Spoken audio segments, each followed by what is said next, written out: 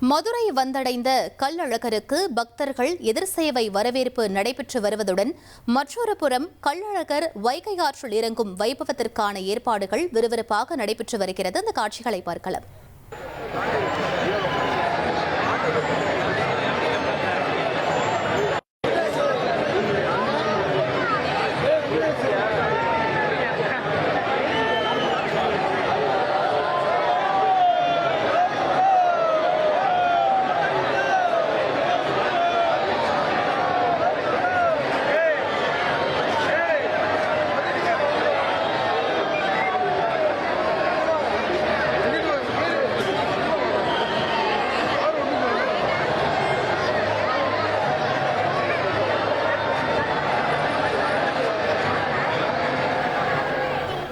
இது பற்றிய மேலும் விவரங்களை எமது செய்தியாளர் ஜெகநாத் வழங்கிட கேட்கலாம். ஜெகநாத், அழகர் வைகை ஆற்றில் இறங்குவதற்காக என்னென்ன ஏற்பாடுகள் தற்போது அங்கு செய்யப்பட்டு வருகிறது? முழு விவரங்களை பதிவு பண்ணுங்க. வணக்கம். கள்ளழகர் சித்திரை திருவிழா கள்ளழகர் வைகை ஆற்றில் எழுந்தருளும் நிகழ்ச்சியானது தற்போது முன்னேற்பாடுகள் பணிகள் தீவிரமாக நடைபெற்றுக் கொண்டிருக்கிறது. குறிப்பாக கள்ளழகர் சித்திரை திருவிழாவில் சிகர நிகழ்வாக இருக்கக்கூடியது நாளைக்கு அதிகாலை கள்ளழகர் ஆழ்வார்புரம் பகுதியில் உள்ள வைகை ஆற்று பகுதியில எழுந்தருளும் நிகழ்ச்சியானது நடைபெற இருக்கிறது. இதனால் இந்த பகுதி முழுவதும் தற்போது முழுமையாக இந்த ஏற்பாடு பணிகளானது தீவிரமாக நடைபெற்றுக் கொண்டிருக்கிறது.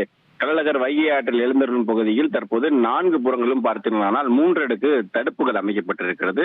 குறிப்பாக அந்த வைகை ஆற்று பகுதிக்குள் நிற்கும் பக்தர்கள் கள்ளழகர் வைகை ஆற்றில் எழுந்தருளும் பகுதியில் உள்ள மண்டபப்படிகளுக்கு நுழைவதை தடுக்கும் வகையில் இரும்பு வேலிகள் அமைக்கப்பட்டிருக்கிறது.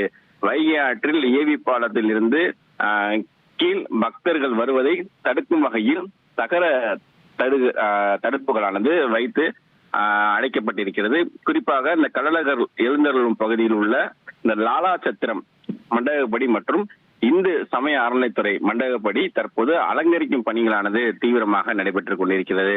கள்ளழகர் தங்க குதிரை வாகனத்தில் எழுந்தருளும் பகுதியில் மாநகராட்சி லாரிகள் மூலமாக நீர் நிரப்பப்பட்டு வருகிறது.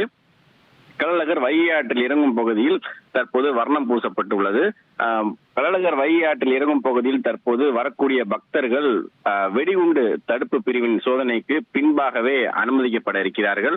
கள்ளழகர் வைகை ஆற்றில் எழுந்தரும் நிகழ்வுக்காக 500 கன அடி நீர் திறக்கப்பட்டிருக்கிறது. இந்த நிலையில் வைகை ஆற்றில் சிறிதளவும் தற்போது தண்ணீர் கூட வராத நிலையில் இருக்கிறது. பட் ஆனால் தண்ணீர் குறைந்தபட்சமே வந்து கொண்டிருக்கிறது. லாலா சத்திரம் மண்டபப்படியில் பணிகளானது அலங்கரிக்கப்பட்ட பூக்கள் பல்வேறு பகுதியில் இருந்து வரவழைக்கப்பட்டு தற்போது அலங்கார பணிகள் தொடர்ந்து நடைபெற்றுக் கொண்டிருக்கிறது. கள்ளழகர் வைகை ஆற்றில் எழுந்தரும் நிகழ்வின் போது காலணிகள் வீசினால் கைது நடவடிக்கை என்று உயர்நீதிமன்றம் தற்போது உத்தரவின்படி காவல்துறையும் எச்சரிக்கை விடுக்கப்பட்டிருக்கிறது. வைகை ஆற்றில் எழுந்தரும் நிகழ்வின் போது பிரஷர் பம்புகள் மூலம் பயன்படுத்தினால் அந்த பம்புகள் பறிமுதல் செய்யப்பட்டு நடவடிக்கைகளும் மேற்கொள்ளப்படும் என்று காவல்துறை சார்பாக எச்சரிக்கை விடுக்கப்பட்டிருக்கிறது. மதுரை தல்லாகுளம், கோரிப்பாளையம், ஆழ்வார்புரம், வைகை ஆற்று பகுதி என வழி நெடுங்கிலும் பொதுமக்கள் பக்தர்கள் நடமாட்டத்தை கண்காணிக்க மாநகர் காவல்துறை மூலமாக 500க்கும் மேற்பட்ட சிசிடிவி கேமராக்கள் அமைக்கப்பட்டிருக்கிறது. ஏஐ உதவியுடன் வழக்குகள் உள்ள முன் குற்றவாளிகளை கண்டறியும் பணியினானது சிசிடிவி கேமராக்கள் மூலம் அமைக்கப்பட்டு அவர்களை கண்டறியப்பட்டதற்கான ஏற்பாடு செய்யப்பட்டிருக்கிறது.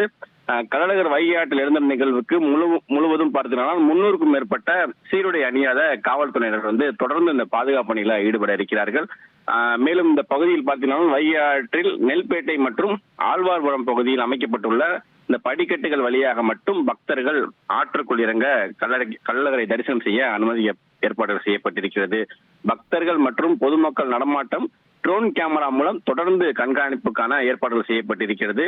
வைகை ஆற்றில் கள்ளழகர் எழுந்தரும் பகுதியில் உள்ள தடுப்பணையில் நீர் நிரப்பப்பட்டு தற்போது வைத்திருக்கிறார்கள். ஆழ்வார்புரம் வைகை ஆற்று பகுதி முழுவதும் சிசிடிவி கேமராக்கள் மூலம் 24 மணி நேரம் தொடர்ந்து கண்காணிக்கப்பட்டுக் கொண்டிருக்கிறது. பந்தல்குடி கால்வாய் வழியாக கழிவுநீர் கலந்து தற்போது வைகை ஆற்றில் ஓடுவதால் தற்போது மக்கள் அந்த பகுதியில் கொஞ்சம் வேதனை அடைந்திருக்கிறார் என்றுதான் கூற வேண்டும். நாளை அதிகாலை 5:35 மணி தொடங்கி 5:55 மணிக்குள் கள்ளழகர் தங்க குதிரை வாகனத்தில் வைகை ஆற்றில் எழுந்திருக்கிறார். குறிப்பாக இந்த மண்டபப்படிகள் அலங்காரம் செய்யப்பட்டிருக்கிறார்கள். அழகர் கோவில் பகுதியில் இருந்து இந்த நெற்கதிகள் தற்போது வரவழைக்கப்பட்டிருக்கிறார்கள். பெருமாளுக்கு உகந்த ஸ்ரீரங்கத்தில் இருந்து விருச்சி பூ அதுவும் வரவழைக்கப்பட்டிருக்கிறது. மதுரை மல்லிகை, செண்பகம், போன்ற மரிக்கொழுந்து உள்ளிட்ட பூக்களும் வரவழைக்கப்பட்டிருக்கிறது. பெங்களூர் ரோஸ், தாஜ்மஹால் ரோஸ் போன்ற பல்வேறு வகையான தாமரை பூ, துளசி போன்ற பூக்களால் இந்த மண்டபப்படியே பார்த்தீங்கன்னா தற்போது அலங்காரமாக செய்யப்பட்டிருக்கிறது என்பது குறிப்பிடத்தக்கது. விவரங்களுக்கு நன்றி ஜெகநாத்.